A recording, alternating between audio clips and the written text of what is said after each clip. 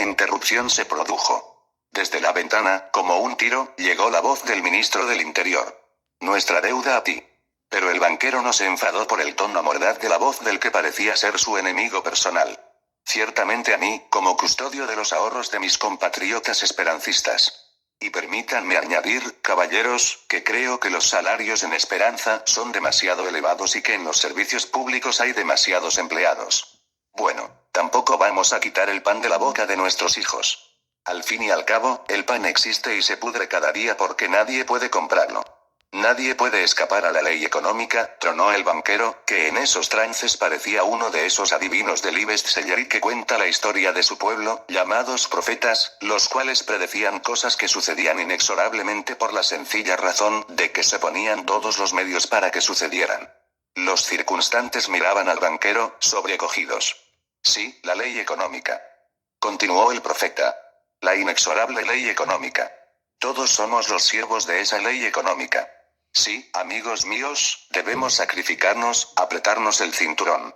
Pero, ¿por qué debemos apretarnos el cinturón cuando sobra de todo? Preguntó el presidente. Porque hemos estado viviendo por encima de nuestros medios, fue la rápida respuesta. ¿Qué quiere usted decir con eso? El zoológico, la universidad, el complejo deportivo, pero los hemos construido. Están ahí. ¿Cómo puede ayudar al banco ni a nadie el hecho de que no los utilicemos? Pueden venderse. ¿Quién cree usted que compraría una universidad, o un zoológico, o un complejo deportivo? Yo les encontraría quien les compraría el terreno despilfarrado en tales obras. Naturalmente, como custodio de los ahorros de mis compatriotas esperancistas, cobraría una comisión bancaria por ello. Pero aún suponiendo que accediéramos a venderlos, sería a un precio ruinoso. Mi querido señor presidente del gobierno, el valor de algo es lo que se da a cambio de ello.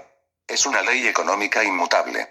Si vivimos por encima de nuestros medios, ¿cómo vamos a gozar de lujos que no podemos pagarnos? El ministro del Interior no pudo contenerse más e intervino en la conversación en este punto. Yo digo que es ridículo apretarnos el cinturón precisamente cuando, con nuestro trabajo, hemos batido todos los récords de producción. Nuestra prosperidad era ficticia, mi querido señor ministro. ¿Ficticia? ¿Qué es ficticio aquí? ¿Acaso el pan no es pan? ¿Acaso el cuero no es cuero? ¿Acaso la tela no es tela? Los tenemos. ¿Por qué no podemos consumirlos? Mire usted. A los parados, ¿cómo puede usted decir que un pueblo está empobrecido cuando tiene a 2 millones de señores con las manos en los bolsillos porque nadie les proporciona trabajo, mientras posee verdaderas masas de primeras materias? ¿Es que acaso un ejército es pobre cuando tiene abundantes reservas y el mejor y más moderno armamento? ¿Por qué no consumir lo que hemos producido? ¿Por qué no poner a nuestro pueblo a trabajar? Yo sé la respuesta, y usted también la sabe. Es una iniquidad. El banquero meneó, compasivamente, la cabeza. ¿Y de dónde iba a salir el dinero? ¿Qué dirían ustedes si un día me trajeran al banco un cheque y yo no tuviera medios para pagárselo? Piensen que yo podría crear promesas de pagar en cantidades ilimitadas, con un trazo de mi pluma. ¿Sería esto honesto? ¿Los aceptarían ustedes como medio de pago? ¿Les gustaría saber que habían depositado los frutos de su frugalidad y trabajo en tales papelotes? ¿Por qué son valiosas mis promesas de pagar? ¿Por qué puedo redimirlas en oro y plata? ¿No es cierto? No. No lo es, y usted lo sabe muy bien. Solo una mínima fracción, un 10% como máximo lo es, volvió a interrumpir el ministro del Interior. Pero el banquero no le hizo caso. Y continuó, si ustedes insisten en que vaya lanzando promesas de pagar que no pueden ser redimidas, ¿qué sucederá? Los precios subirán por algún tiempo. Pero luego subirán los salarios. Esto, mis queridos señores, es lo que un banquero llama inflación y... Esta palabra llenó de terror a todos los ministros, menos al del Interior, que abandonó la reunión dando un portazo. Y se decidió seguir los consejos del banquero, dándole las gracias. Al quedarse solo, el banquero observó su caja fuerte y sus cuentas. Comprobó que se había convertido en el poseedor legal de infinidad de negocios, almacenes, granjas, edificios porque los propietarios, en plena crisis, habían caído en la bancarrota, no pudiendo devolver sus créditos en dinero y fresco y, simplemente porque tal dinero fresco no existía en cantidad suficiente, teniendo pues que entregar bienes tangibles como edificios, etc. El banquero llegó, mirando ese panorama, a la conclusión de que si, en un futuro próximo, conseguía de nuevo colocar sus préstamos, toda esa propiedad aumentaría inevitablemente de valor. De manera que en vez de venderla a los bajos precios en curso, decidió conservarla en espera de tiempos mejores. El banquero se dio cuenta de que, mientras diseminaba sus préstamos, con lo que hacía subir los precios, siempre, al aumentar la masa del dinero circulante suben los precios, cada comprador se había visto forzado, volens nolens, a pagarle a él tributo. Y cuando había cancelado sus créditos, produciendo una baja en los precios, el tributo le había sido pagado, también a él, por los vendedores. Pasara lo que pasara, el banquero ganaba siempre y un sector de la colectividad, o los dos a la larga, perdían siempre. Jerusalemski suspiró satisfecho. Sus precedentes preocupaciones Jerusalemski suspiró parecían absurdas. Había empezado sus operaciones con 500.000 pesos, todos los cuales pertenecían a los demás. Pero ahora era el propietario de la mitad de las casas, fábricas y negocios de la ciudad y de una larga proporción del oro y plata guardados en su caja fuerte.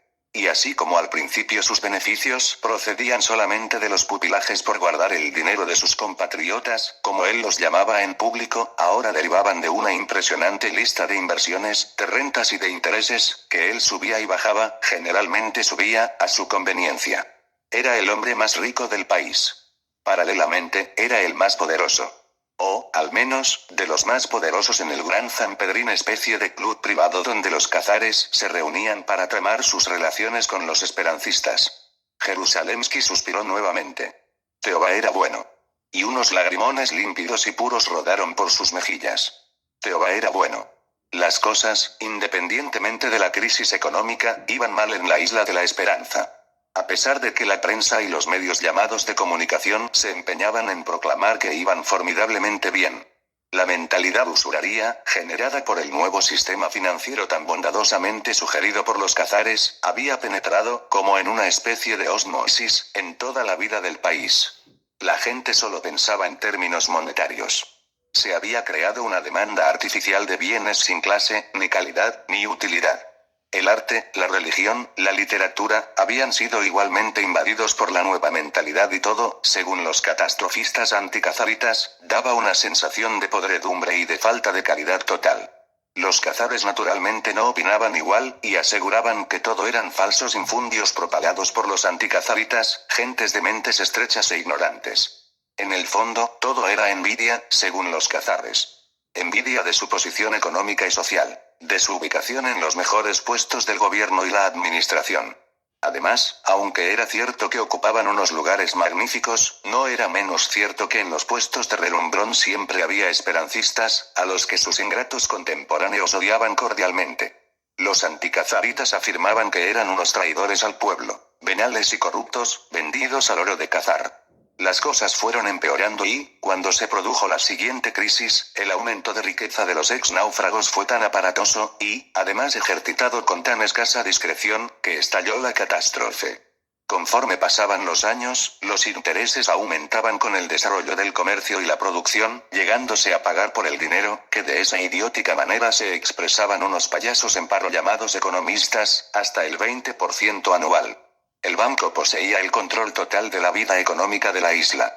Incluso el gobierno se veía obligado a pedirles prestado dinero, hasta que ya no pudo redimir sus deudas, y debió hipotecar tierras e incluso cosechas por venir, en varios años, de manera que los cazares se convirtieron en los dueños de Esperanza, y los esperancistas no fueron más que esclavos. No es posible saber cuánto tiempo hubiera durado esta insólita situación, si los cazares se hubieran mostrado discretos en la cima de su poder. Es decir, si no hubieran intentado la suprema alquimia de transmutar el dinero en poder, volviéndose insolentes, tiránicos e insoportablemente orgullosos. No les bastaba con haber esclavizado económicamente a los isleños. También necesitaban humillarles, y finalmente destruirles. Con el uso diestro y eficaz del dinero como arma corruptora, lograron los cazares colocar a hombres suyos al frente de todos los partidos, tanto de los revolucionarios como de los sedicientes conservadores, patronizando indiscriminadamente toda clase de libertades. Lograron institucionalizar el caos. Particularmente odiosa fue su interpretación de lo que ellos llaman antirracismo. Ese término curioso significaba, etimológicamente, lo contrario de lo que ellos impusieron en la realidad, a través de su dominio de los llamados medios de comunicación, sometidos a su poder omnímodo por el canal de la publicidad y la financiación. Utilizando a menudo a idiotas útiles, a ignorantes, y a sensibleros masoquistas, llegaron a convencer a importantes segmentos de la población isleña de la necesidad de terminar con lo que ellos llamaban segregación racial. Y así, unos chimpancés de la especie babuina, que habitaban en medio de la selva, tuvieron en los cazares unos impensables abogados, que exigían su integración inmediata con los racistas blancos de Esperanza. Insólitamente, los cazares, lacrimógenos defensores de los derechos de los chimpancés, prohibieron severamente a los suyos, tal aberración. Esto fue la gota de agua que hizo rebasar el vaso de la paciencia de importantes núcleos de población isleños. Agrupados en derredor del ministro del Interior, a su vez líder del joven y pujante Partido Nacional Esperancista, echaron del poder a los parásitos, y lo ocuparon ellos tras vencer en unas elecciones pulcramente democráticas.